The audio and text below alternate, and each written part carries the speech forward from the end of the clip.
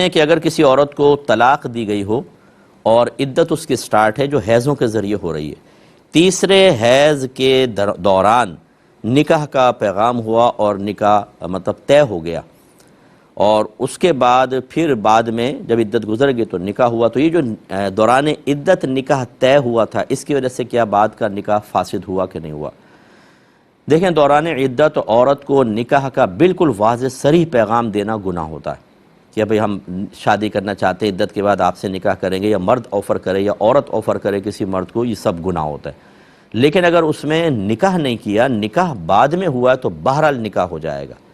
اور اگر صراحتاً بالکل واضح نہیں بلکہ اشارتاً کنایتاً ہے، جیسے کچھ لوگ آ گئے گھر کے اندر، بچی سن رہی، انہیں پتہ ہے کہ بچی سن رہے، کہا کہ بھئی ہم اپنے بچے کی شادی کرنا چاہتے ہیں اور لڑکی دیکھ رہے ہیں، تو بس آپ دعا کریں کہ اچھی بچی مل جائے، یوں کر کے اشارہ کر دیا ان کو اور وہ سمجھ گئے، لڑکی بھی سمجھ گئی، یہ اس میں کوئی مسئلہ نہیں ہوتا ہے۔ اشارتاً کنایتاً نکاح کا پیغام دینا، تو اگر صراحتاً تھا تو گناہ ہوگا، لیکن اگر صراحتاً نہیں تھا تو کوئی مسئلہ نہیں۔ بہرحال نکاح دونوں صورتوں میں جائز ہے، کیونکہ وہ دوران عدت نہیں ہوا، عدت کے بعد ہوا ہے۔